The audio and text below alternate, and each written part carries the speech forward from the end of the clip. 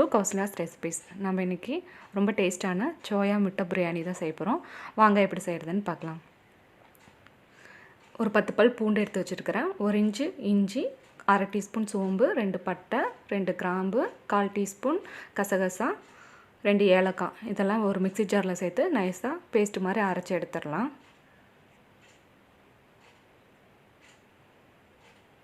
4 முட்டை வேக வச்சு எடுத்துருக்கேன். 100 கிராம் சோயா பீன்ஸில் கொஞ்சம் மிளகாத்தூள், மல்லித்தூள், தயிர் சேர்த்து ஒரு 1/2 மணி நேரம் ஊற வச்சுருக்கேன். இப்போ வேக வச்ச முட்டையை ஃப்ரை பண்ணி எடுத்துடலாம். மஞ்சத்தூள் சேர்த்து ஃப்ரை பண்ணி எடுத்துடலாம்.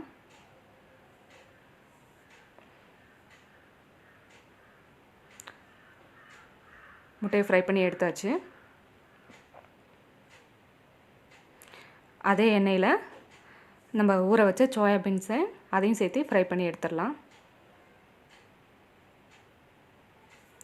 நல்லா ஒரு 2 மினிட்ஸ் ஃப்ரை பண்ணி எடுத்துடலாம். நம்ம சோயாவும் ஃப்ரை பண்ணி எடுத்தாச்சு. இப்போ அதே குக்கரில் கொஞ்சம் எண்ணெய் ஆட் பண்ணிவிட்டு 1 டேபிள் ஸ்பூன் நெய் ஆட் பண்ணிக்கலாம்.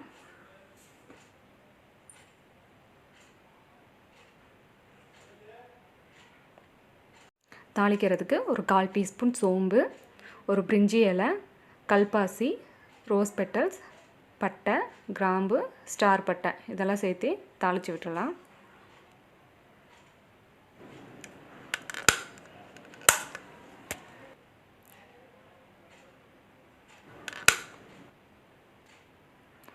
சோம்பெல்லாம் நல்லா பொரிஞ்சதுக்கப்புறமா 2 பெரிய வெங்காயத்தை கட் பண்ணி வச்சுருக்கேன். அது கூட 2 பச்சை மிளகாவும் ஆட் பண்ணி நல்லா ஃப்ரை பண்ணி விடலாம்.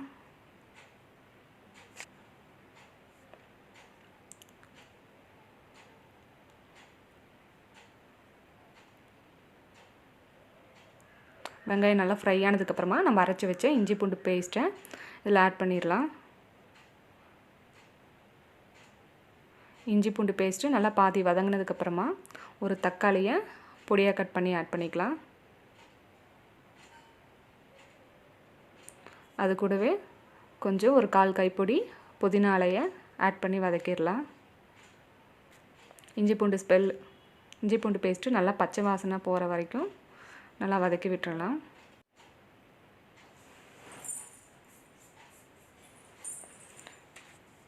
நல்லா வதங்கினதுக்கப்புறமா நம்ம வறுத்து வச்சு சோயா பீன்ஸ் இதில் ஆட் பண்ணிடலாம். காரத்துக்கு தகுந்த மாதிரி வரமிளகாத்தூள், ஒரு 1/4 டீஸ்பூன் மல்லித்தூள், மஞ்சத்தூள், கொஞ்சம் கரம் மசாலா இதெல்லாம் ஆட் பண்ணி வதக்கிடலாம். 1 கிளாஸ் தண்ணி ஆட் பண்ணிக்கிறேன்.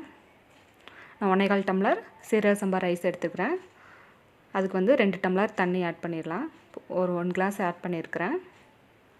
ரைஸ் ஆட் பண்ணிவிட்டு பேலன்ஸ் 1 கிளாஸ் டம்ளர் தண்ணியை இதில் ஆட் பண்ணிக்கலாம். 1/4 டம்ளர் ரைஸுக்கு 2 டம்ளர் தண்ணி ஆட் பண்ணிக்கலாம். தேவையான அளவு உப்பு சேர்த்திக்கலாம்.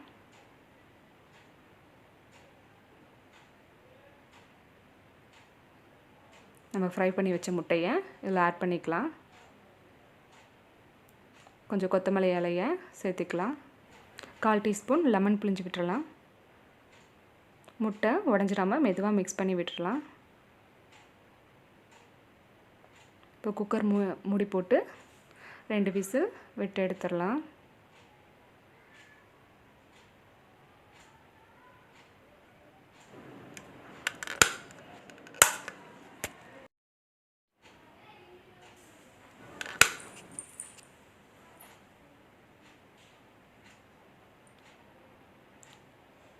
ரெண்டு விசில் வந்துடுச்சு. இப்போ ஓப்பன் பண்ணி பார்க்கலாம்.